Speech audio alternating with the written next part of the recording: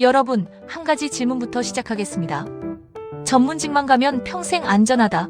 이 말 아직도 믿고 계십니까? 부모님 세대가 자녀에게 가장 많이 한 조언이 공부. 열심히 해서 변호사 되라, 회계사 되라, 의사 되라 였습니다. 왜냐하면 전문직은 안전했으니까요. 자격증 따면 평생이 보장됐으니까요. 그런데 2026년 이 공식이 완전히 깨졌습니다. 지난 1월 KBS가 보도한 충격적인 뉴스가 있습니다. 회계사와 변호사 같은 전문적인 영역의 일자리도 AI에 위협받는 게 현실이 됐다는 내용이에요. 단순한 미래 예측이 아니라 이미 일어나고 있는 현실이라는 뜻입니다. 그런데 더 흥미로운 사실이 있습니다. 같은 전문직 안에서도 누구는 추락하고 누구는 오히려 연봉이 2배로 뛰고 있습니다. 똑같이 변호사 자격증을 가졌는데 한쪽은 일감이 없어서 폐업하고 한쪽은 인력이 부족해서 야근을 합니다. 무엇이 이 둘의 차이를 만드는 걸까요? 오늘 영상에서는 AI에게 가장 많이 잡아먹히는 전문직 탑 3분을 분석하고 그 안에서 살아남는 1%가 가진 공통점 5가지를 정확하게 짚어드립니다. 끝까지 보시면 본인이 또는 자녀가 지금 진로를 고민 중인 직군이 위험군인지 안전군인지 정확히 판단하실 수 있고 위험군이라면 어떻게 1%로 갈아탈 수 있는지 구체적인 방법까지 가져가실 수 있습니다. 부모님과 자녀 모두에게 보여주시면 좋은 영상입니다. 시작하겠습니다. 먼저 왜 지금이냐부터 짚고 가야 합니다. AI는 10년 전에도 있었어요. 그런데 왜 2025년부터 갑자기 전문직이 흔들리기 시작한 걸까요? 답은 명확합니다. 챗GPT, 클로드, 제머나이 같은 거대 언어 모델, 즉 LLM의 등장 때문입니다. 기존 AI는 단순 패턴 인식에 강했어요. 사진을 분류하고 음성을 인식하고 그 정도였습니다. 그런데 LLM은 다릅니다. 글을 읽고 분석하고 판단하고 새로운 글을 만들어내는 것까지 가능합니다. 그런데 잘 생각해보세요. 변호사가 하는 일이 뭡니까? 글을 읽고 분석하고 판단하고 새로운 글을 쓰는 일입니다. 회계사도 마찬가지예요. 숫자와 문서를 읽고 분석하고 판단하고 보고서를 쓰는 일입니다. 프로그래머도 똑같아요. 코드를 읽고 분석하고 새로운 코드를 쓰는 일이에요. 그러니까 LLM은 정확히 전문직의 핵심 업무를 직격으로 때리는 기술인 겁니다. 단순 노동자보다 오히려 전문직이 먼저 흔들리는 이상한 시대가 시작된 이유가 바로 여기에 있습니다. KDI 한국개발연구원이 2024년에 발표한 보고서가 충격적입니다. 인용하면 이렇습니다. 현재 노동시장 체제가 유지된다면 2030년에는 인간 노동력 90%가 대체될 수 있다. 90%입니다. 5년 안에요. 실제로 미국 데이터를 보면 더 무섭습니다. 2025년 5월 중순까지 미국 테크 업계에서만 127개 회사에서 59,413명이 해고됐습니다. 마이크로소프트는 그 해에만 3번이나 감원했어요. 2026년 2월에는 미국 결제기업 블라크이 10,000명 넘는 직원을 6,000명 미만으로 줄여서 직원의 40% 이상을 해고한다고 발표했습니다. 한국도 예외가 아니에요. 정보통신 분야 일자리가 1년 새에 42,000개 사라졌고 이건 통계를 시작한 2013년 이후 최대 감소폭입니다. 전문과학 및 기술 서비스업 분야도 10만 개 넘게 사라졌어요. 자, 이제 본격적으로 AI가 가장 깊숙이 침투한 전문직 7군데를 위험도 순으로 짚어드리겠습니다. 7위. 번역가. AI 노출도 90%. 가장 먼저 무너진 영역입니다. 지금 챗GPT, 클로드, 제머나이, DeepL은 단순 번역을 넘어서 문맥과 뉘앙스까지 잡아냅니다. 일반 비즈니스 문서, 이메일, 매뉴얼 번역 시장은 사실상 AI에게 넘어갔어요. 한국번역가협회 비공식 통계로는 일반 번역가의 평균 단가가 5년 전 대비 60% 가까이 떨어졌다고 합니다. 다만 살아남는 영역이 있어요. 문학 번역, 법률 번역, 의료 번역처럼 오역이 치명적인 분야는 여전히 사람이 필요합니다. 핵심은 AI 결과를 검수하고 책임지는 역할로 진화한 번역가만 살아남는다는 점이에요.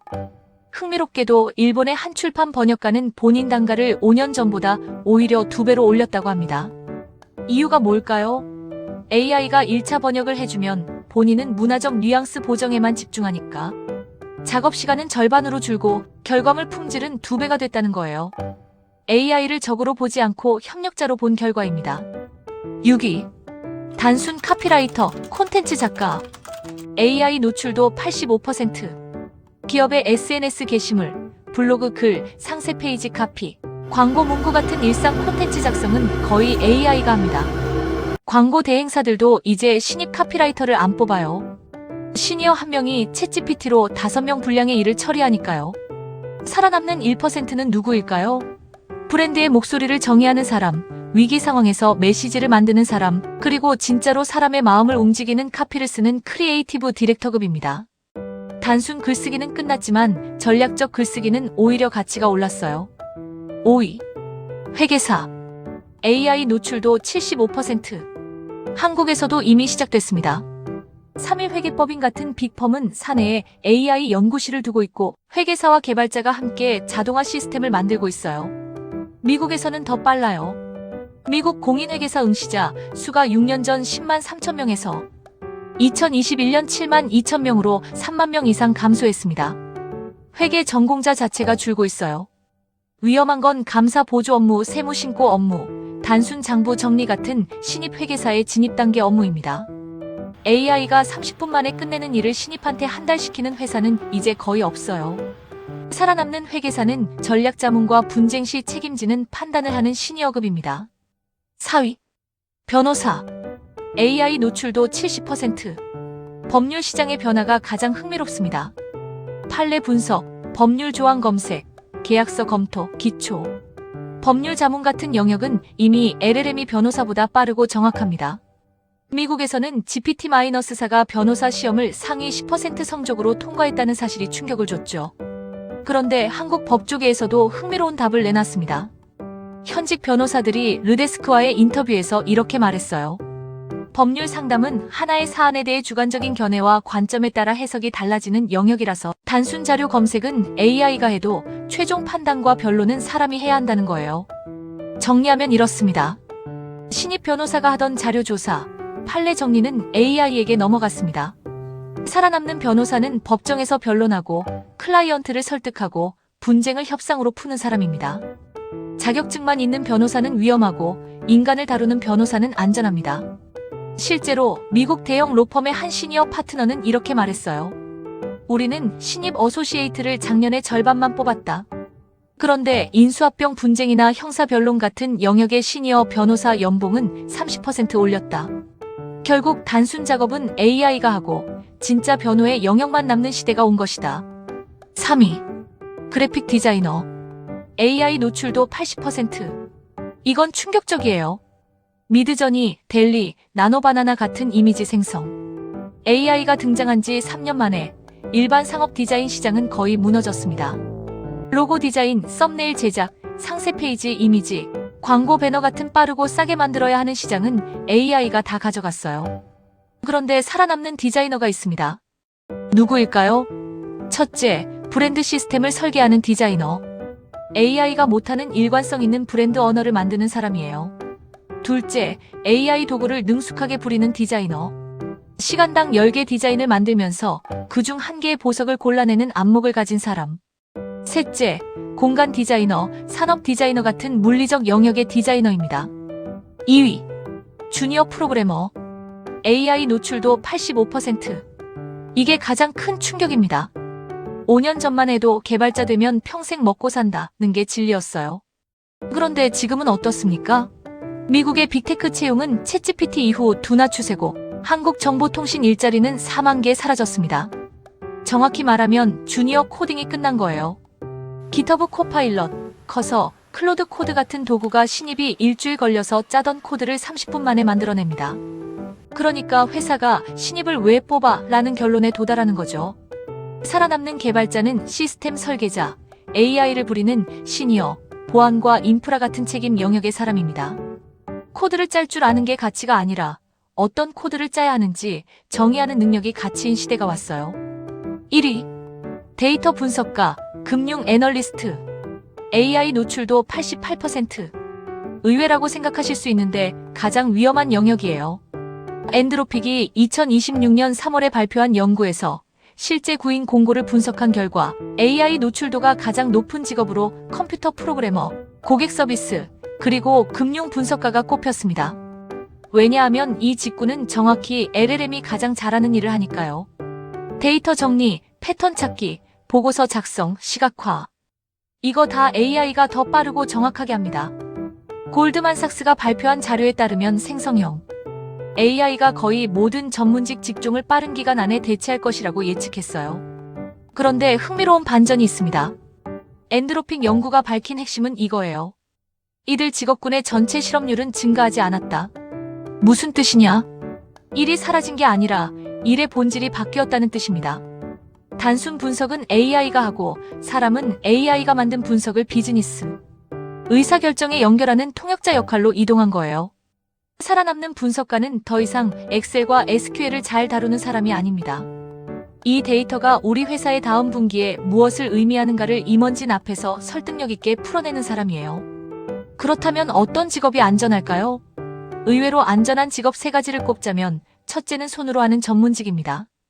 치과 의사, 외과 의사, 정형외과 의사, 미용사, 마사지 치료사 같은 직업은 AI가 따라가기 어려워요. 둘째는 감정 노동의 전문화. 심리 상담사, 코치, 정신과 의사, 사회복지사 같은 직업이에요. AI는 공감을 흉내낼 수 있지만 진짜 감정을 받아주지는 못합니다. 셋째는 물리적 책임을 지는 직업. 소방관, 경찰, 응급구조사, 항공기 조종사 같은 직업이에요. 사람의 목숨을 책임지는 결정에는 AI를 쓸 수 없으니까요. 본인 직업이 위 7군데에 안 들어있다면 안전한 영역에 가깝다고 보시면 됩니다. 자, 여기서 핵심입니다. 같은 전문직 안에서 누구는 추락하고 누구는 살아남는 이유 5가지 공통점을 정확하게 짚어드리겠습니다. 외워두세요. 이 5가지는 어떤 직군에 가더라도 똑같이 적용됩니다. 살아남는 1%의 첫 번째 특징입니다. 이들은 AI를 경쟁자로 보지 않아요. 부하 직원으로 봅니다. 한 사람이 챗GPT, 클로드, 제머나이를 동시에 다루면서 본인은 오케스트라 지휘자 역할만 하는 거예요. 예를 들어 살아남는 변호사는 이렇게 일합니다. AI한테 판례 100건 분석시키고 본인은 그 결과를 검토해서 변론 전략을 짜는데 집중해요. 살아남는 회계사도 마찬가지예요. AI한테 장부 정리시키고 본인은 이 숫자가 클라이언트에게 무엇을 의미하는가를 해석하는 데 시간을 씁니다. 핵심은 이거예요. AI를 안 쓰는 전문가는 AI를 쓰는 전문가에게 집니다. 그리고 AI를 잘 쓰는 전문가는 AI만 쓰는 회사에게 이깁니다. 이게 1%의 첫 번째 비밀이에요. 공통점 2. 문제를 정의하는 능력. 이게 두 번째이자 가장 중요한 능력입니다. AI는 답을 잘 찾는 기계예요. 그런데 무슨 질문을 던져야 하는지는 사람만이 알 수 있습니다. 살아남는 의사를 보세요. 환자가 머리가 아프다고 했을 때 단순히 진통제를 처방하는 의사는 AI한테 집니다. 그런데 그 두통이 수면 부족 때문인지, 스트레스 때문인지, 종양 때문인지를 정의해서 진짜 문제를 찾아내는 의사는 AI가 못 따라가요. 변호사도 마찬가지예요. 클라이언트가 이혼하고 싶다고 했을 때 진짜 문제가 재산 분할인지 양육권인지 감정의 정리인지 정의하는 게 변호사의 진짜 일입니다. AI는 3 더하기 5는 답합니다. 그런데 왜 이 회사가 지금 망해가고 있는가? 라는 모호한 질문에는 답을 못해요. 모호한 질문을 명료하게 다듬는 능력, 이게 1%의 두 번째 비밀입니다. 공통점 3. 인간을 설득하고 책임진다. 세 번째 공통점입니다. AI는 보고서를 쓸 수 있어요. 하지만 그 보고서를 들고 클라이언트 앞에서 30분 동안 설득해서 10억 원짜리 계약을 따내지는 못합니다. AI는 코드를 짤 수 있어요. 하지만 그 코드에서 버그가 났을 때 새벽 3시에 일어나서 책임지지 않습니다. 결국 비즈니스의 끝에는 인간 대 인간의 신뢰가 있습니다. 살아남는 1%는 이 영역을 지배하는 사람들이에요. 그들은 클라이언트의 신뢰를 받고 위기에 책임지고 결과에 자기 이름을 거는 사람들입니다. KBS 보도에 나온 한 회계사의 말을 인용하면 이렇습니다. AI가 100% 정확한 데이터만을 산출하지는 않을 것 같다. AI 대체에 관해서 아직은 시기상조다. 무슨 뜻이냐? 누군가는 그 데이터에 내 이름을 걸고 책임지는 사람이 필요하다는 뜻이에요. 그게 바로 살아남는 사람입니다. 공통점 4. 틈새 깊은 전문성. 네 번째입니다. AI는 평균적으로 잘하는 영역에서는 인간을 압도해요. 그런데 특정 분야에서 깊고 좁게 들어가면 AI도 한계가 있습니다. 일반 변호사는 AI한테 위협받지만 반도체 특허 분쟁 전문 변호사는 안 그래요. 일반 회계사는 AI한테 위협받지만 비상장 가족기업 승계 전문 회계사는 일감이 줄어들지 않습니다. 일반 디자이너는 AI한테 위협받지만 의료기기 UI 전문 디자이너는 더 바빠집니다. 핵심은 내가 이 분야에서 한국에서 100명 안에 든다. 고 말할 수 있는 영역을 만드는 거예요. 100명 안에 만들면 AI 시대에도 안전합니다. 왜냐하면 그 좁은 영역의 데이터는 AI가 학습할 수 없을 만큼 적고 특수하니까요.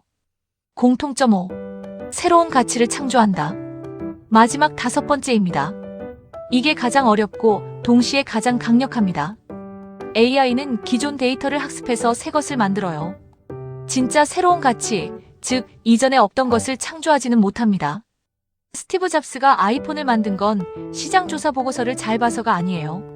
사람들이 자기가 뭘 원하는지 모를 때 그것을 정의해주는 것이 그의 일이었습니다. 일론 머스크가 화성 가는 회사를 만든 것도 AI가 화성 가야 한다고 분석해줘서가 아닙니다. 인류가 다행성 종이 되어야 한다는 비전을 스스로 만들어낸 거예요. 살아남는 1%는 결국 비전을 만드는 사람입니다. AI가 효율을 극단으로 끌어올리는 시대일수록 무엇을 효율적으로 할 것인가를 정의하는 사람의 가치는 100배로 뛰어요. 자, 오늘 영상을 정리하면서 가장 중요한 질문을 드리겠습니다. 내가 지금 위험군에 있다면 어떻게 1%로 갈아타야 하는가? 답은 의외로 단순해요. 5가지 공통점 중 하나만 깊이 있게 만들면 됩니다. 5개를 다 잘하려고 하지 마세요. 본인의 성향에 가장 맞는 하나만 골라서 그것을 한국에서 100명 안에 드는 수준으로 끌어올리세요. AI 도구 다루는 게 재밌으면 AI를 부리는 사람이 되세요. 분석이 강하면 문제정의 전문가가 되세요. 사람을 잘 다루면 설득과 책임의 전문가가 되세요. 호기심이 깊으면 틈새 전문가가 되세요. 비전이 있으면 가치 창조자가 되세요. 중요한 건 자격증이 아니라 정체성이에요. 나는 이런 사람이다 라는 명확한 정체성을 만든 사람만이 AI 시대에 살아남습니다. 그리고 그 정체성은 학교에서 만들어지지 않습니다. 본인이 매일 만들어가는 작은 선택들이 모여서 만들어지는 겁니다. 그리고 한 가지 더. 이 영상을 자녀와 함께 보시면 좋겠습니다. 부모 세대의 전문직 신화는 이미 깨졌어요. 자녀가 의대 가고 로스쿨 가고 공인회계사 시험 본다고 해서 평생이 보장되는 시대는 끝났습니다. 진짜 보장되는 건 AI 시대에 통하는 5가지 능력 중 하나를 깊이 있게 가진 사람이라는 정체성입니다. 오늘 영상이 도움이 되셨다면 좋아요와 구독 부탁드립니다. 다음 영상에서는 1년 만에 연봉 8천만 원, AI 시대에 새로 생긴 직업 5가지를 다룰 예정입니다. AI 워크플로우 디자이너, 프롬프트 엔지니어, AI 감사관 같은 5년 전엔 존재하지도 않았던 새로운 직업들이에요. 알림 설정해두시면 놓치지 않으실 겁니다. 댓글로 여러분이 종사하시는 분야가 위험군인지 안전군인지 함께 토론해보세요. 그리고 본인이 5가지 공통점 중 어떤 것이 가장 강한지도 알려주시면 다음 영상의 주제로 활용하겠습니다. 한 사람의 댓글이 수천 명의 청년에게 진짜 도움이 되는 이야기로 이어질 수 있습니다. 끝까지 시청해주셔서 감사합니다. 다음 영상에서 만나 뵙겠습니다.